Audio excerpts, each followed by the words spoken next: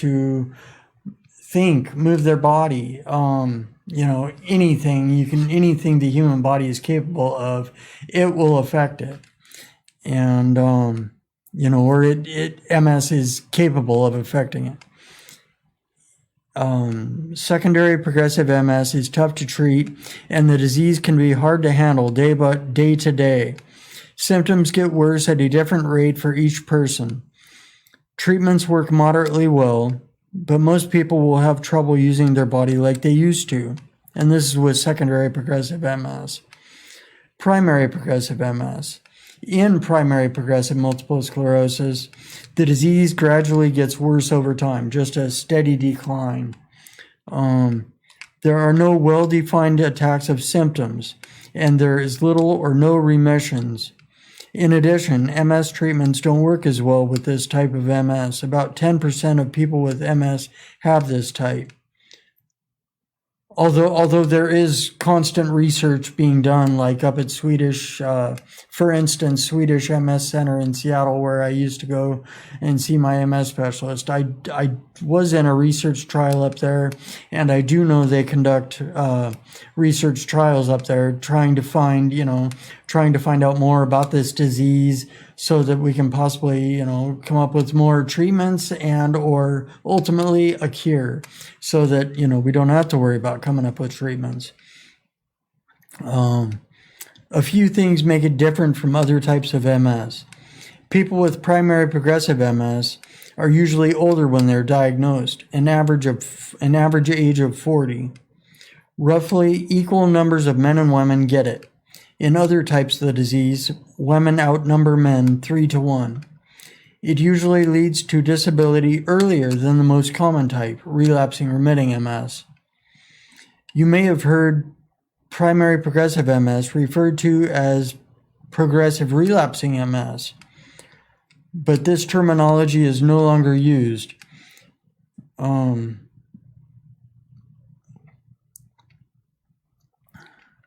Okay.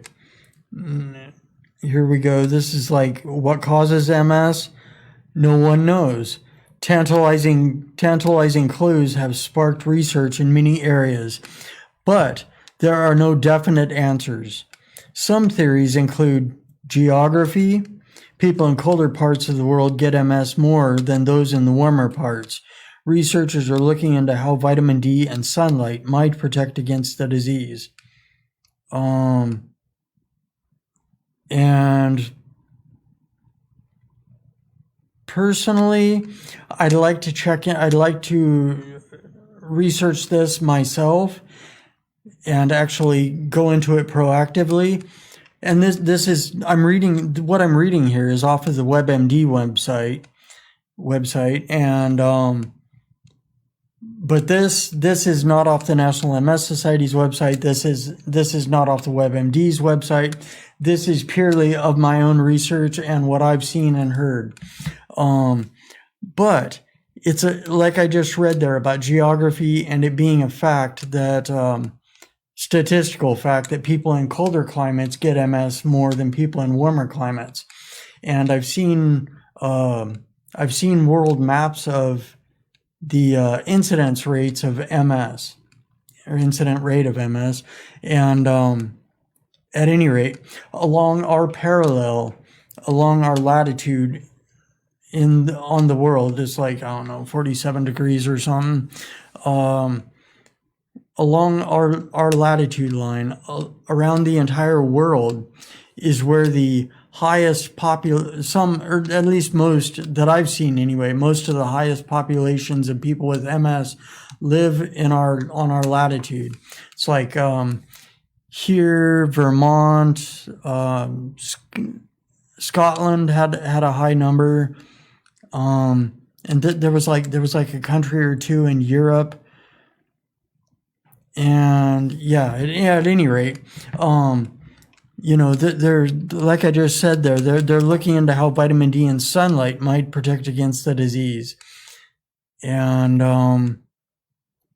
anyway, my personal theory, I've also found online, I don't know whether it's hearsay or what, maybe people are just saying this so they can sell stuff. But I've heard that, or I've found online that they're saying that magnetic bracelets and magnetic mattresses and other forms of magnetism help with MS symptoms and the disease in general.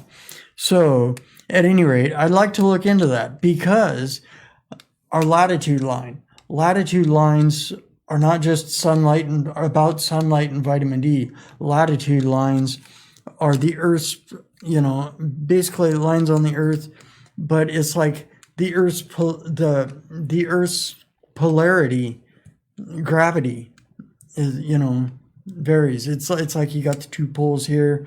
I don't know. You got the two poles, one at the top, one at the bottom, and then you got these latitude lines. And I'm wondering if the magnetic pole is different at the different latitude lines. Anyway, I'm going to look into that, and I will report. I see I have no comments shutting me down yet, so on my theory there. But at any rate, I think it holds ground, and we'll find out. I'm surprised I haven't gotten to it by now. Came up with that theory years ago. Okay, and it says smoking. Tobacco may raise the risk slightly, but it's not the whole story. So far as that goes, my own story with smoking, I smoked from the age of 12 until the age of 38. Yes, I started smoking at 12, and, it's like, anyway, I wish I wouldn't have, but I did, and so that's that. And I don't smoke now, so that's a bonus, right? I quit. My last cigarette was October 3rd, 2013. And I immediately switched to vaping and did that for like a year and a half, and quit that. And anyway, once I quit smoking, I felt way better. And then I quit vaping, quit taking in nicotine at all. And I feel phenomenal, it's like, heck, that next year I got into biking, the next year I got into hiking, and the next year I started running, and here I am still running, and it's like, a year after I started running every day, and I'm still running every day. And it's like, if I was still smoking, I wouldn't be running at all. So yeah, there we go. Okay, moving on. The next theory or whatever says genetics. Genes do play a role. If an identical twin has MS, the other twin has a 20% to 40% chance of getting it. Siblings have a 3% to 5% chance if a brother or sister has it. And we're not talking about we're just talking about genes there. We're not. And at any rate, I have MS, and I have like 2 or 3 other people, maybe more, in my family that have multiple sclerosis. It seems like they're more. None of my immediate family has multiple sclerosis. Just a distant cousin, distant cousin, and I think that's it. Just distant cousins. A couple or a few of them that have it. So it's like sort of hit and miss. And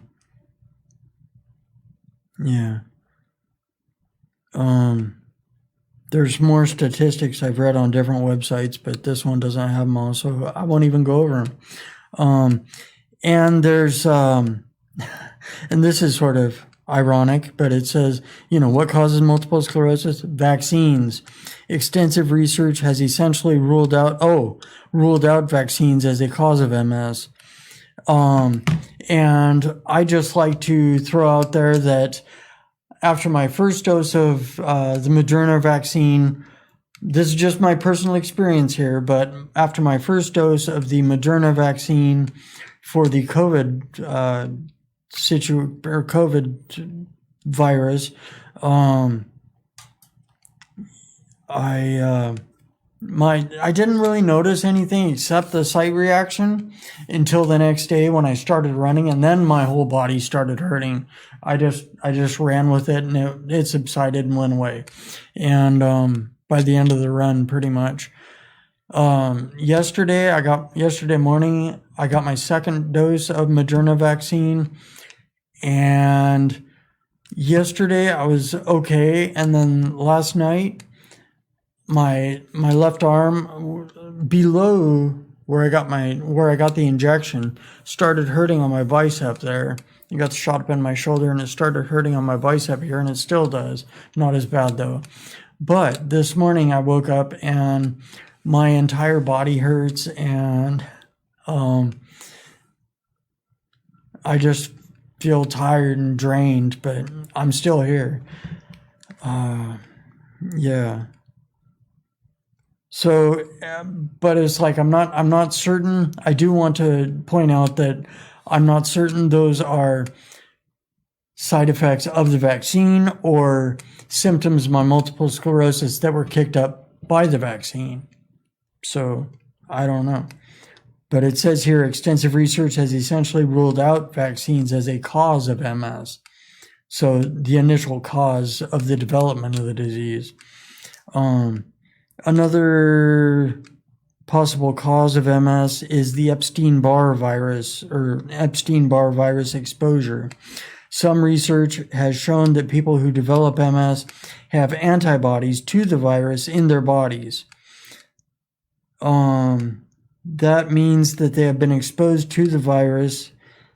It has also shown that the risk of developing MS is higher in people who have been ill with the virus. Multiple sclerosis is probably an autoimmune disease. Like lupus or rheumatoid arthritis, the body creates antibodies against itself, causing damage. In MS, the damage occurs in the covering or myelin of nerves. And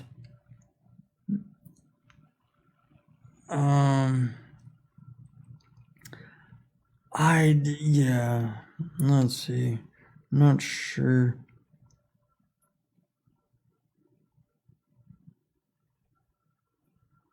The link isn't working there. Let me see. Okay,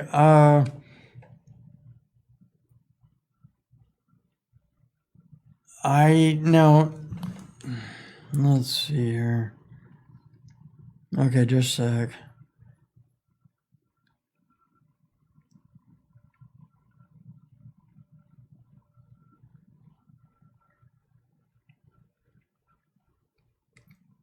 Let me see.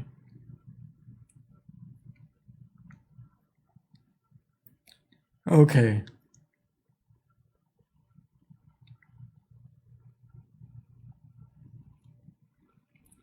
Just as